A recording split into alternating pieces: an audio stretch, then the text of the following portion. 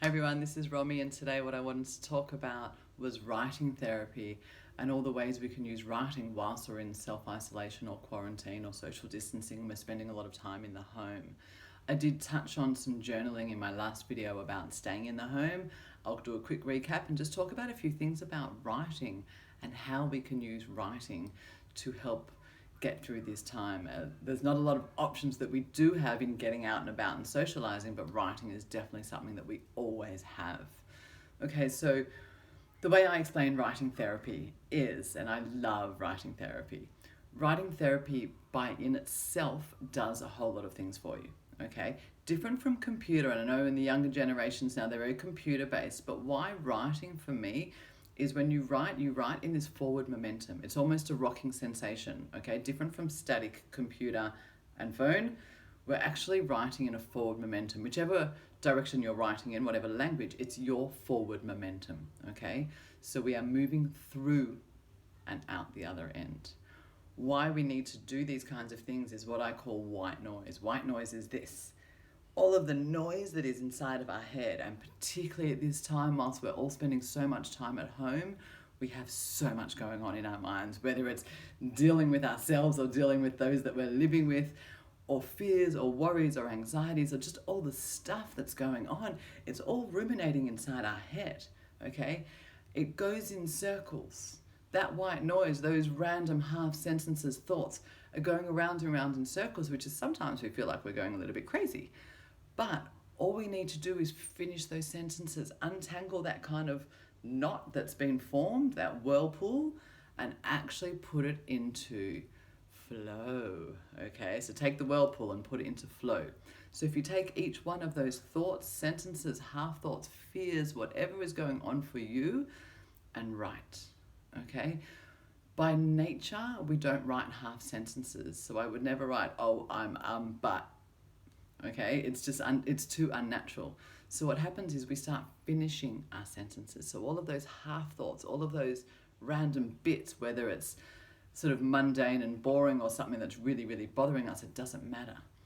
All of those sentences get formed into full sentences, okay, not half sentences. We'll often find by naturally we will complete that sentence and often write another sentence and another sentence. Before we know it, I'm out of a job. We become our own counselor, which is awesome because we complete the sentences and we keep going. And we find we actually process, digest, and get to some kind of conclusion where we're like, oh, wow, is that what's going on? Or, oh, I feel better. I feel like I've released something. Okay, so by mere nature of writing and writing therapy, we're moving through, we're untangling all of the noise, we're putting it into full sentences, and we're starting to do our own processing. Okay, so that's why journaling or even scribbling on a piece of paper is really, really good for us. So that's one reason why I love writing therapy, is to do that. It's also really good with identifying how we're feeling. You know, sometimes we don't really know, am I frustrated? Am I agitated? Am I angry? Am I just hungry? Am I bored? There's so many emotions that we can be feeling, and being stuck in the home is really going to exacerbate a lot of those emotions. So even if you're not sure what you're feeling, write down, I feel, and pick a word that you think it might be. See if you can write about that word. See if you can write about how it feels. Picture that you're making a movie, okay, and describe the movie. If you're saying, I feel angry, what does angry look like? What does anger look like to you? If that was a movie that you were writing, how would you write it? What are the five senses? What does anger feel like? What does it look like? What does it taste like? What does it smell like? And what does it sound like? Use your five senses to describe the emotion. And start writing, and just do that free flow writing where you just start going. Don't judge, no criticizing, just go, go, go, go, go, go. You'll find you'll get to the bottom and you'll work out often what it is that you're feeling. Even if you get to the bottom and go, you know what, anger's not the right word. That's totally cool, because you'll find what is the right word for you. And it's not a matter of boxing yourself in or identifying correctly a word. It's a matter of identifying your emotions so that you know what to do with them. Because if you're going down the road of trying to sort of fix feeling angry, but actually you're feeling something else, then you're sending yourself on a path that's not going to end where you're trying to get to. So you want to start trying to identify your emotions so that you can get to the bottom of them, so that you can start healing and feeling better for yourself. Okay? So that's another thing that writing therapy does. A great way to resolve arguments, even if it's within yourself, is to write what it's about and then question yourself. Okay, so write, I'm upset about this, or I'm angry or frustrated or whatever it is because this. Okay, write a paragraph, a few paragraphs. When you get to the end of that, question yourself. You go, okay, so what? And then answer the so what. Bits hot and sweaty in here. And then do that again. Do it 3 to 5 times where you're kind of questioning yourself, the way you might question a friend who says, oh, I'm really upset about this. You go, okay, what about it? So what? What are you upset about? Trying to get to the deeper layers, okay?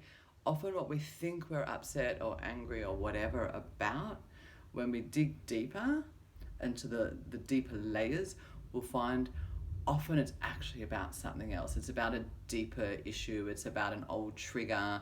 It's about a boundary being stepped over. It's about values or ethics. So often we'll find that it's about something else, and it's really important for us to help identify what that is. Particularly whilst we're stuck in the home, if we're stuck with our children, with our partners, with friends, with family members, whoever it is, it's really important that we get to the bottom of some of those emotions. I spoke about in my other video about being in the home, why that's so important. We don't want those emotions to build up. So just to recap really quickly from that last video, we have all of our emotions sitting down here at my gut. You can't see my gut, but all our emotions are sitting here, and what we're aiming for is balance. Okay, so we want everything to be in balance, all our emotions to be in balance. We don't want to just be happy. We want to be in balance. When one of our emotions rise, which is what happens all day long, happy, sad, angry, agitated, bored, exhilarated, this is what we do all day long. Doesn't matter who we are or how old we are, that's what we do all day long. What happens when one gets out of balance, okay? So maybe we're feeling angry or agitated or frustrated, and it rises and it doesn't quite get back to the balance, okay, to the happy medium, because we get agitated and we come back here, we get agitated and we come back here, we get agitated, we come back here. Before we know it, our new norm for agitation is here. So as you can imagine, if you've ever been in that situation where you're like, oh, I am so ready to just go, pew. Okay, that's when we're in flooding. Okay, flooding is simply a psychology term for emotional overwhelm. And when we're here, we are ready to explode, and we will explode at whatever the next thing is that happens, doesn't matter who or what it is. So we want to be able to bring that back to happy medium balance. Rather than trying to shove that emotion down, we want to bring it up, we want to write about it, we want to bring it up and out and put it somewhere else, somewhere safe. Don't keep shoving it back down, they'll keep popping back up. Particularly at this time of the year, whilst we're in-house with other people, if you have a whole house full of people that are shoving their emotions down, man, that's not going to be fun, because one's going to explode and the next one's going to explode and the next one's going to explode. You want to be bringing them up and out and processing, digesting, putting them somewhere safe on a piece of paper where you then write. You write through it, you question yourself, you process, you digest, you start getting to the bottom of what you're actually upset or agitated or whatever it is about. Okay, so I've spoken for long enough today. There's a few reasons why writing therapy and journaling and just writing in general is really good for you always, but particularly now during this self-isolation period. It's a really important and safe place to express yourself, and I really feel strongly that everybody needs to be doing this.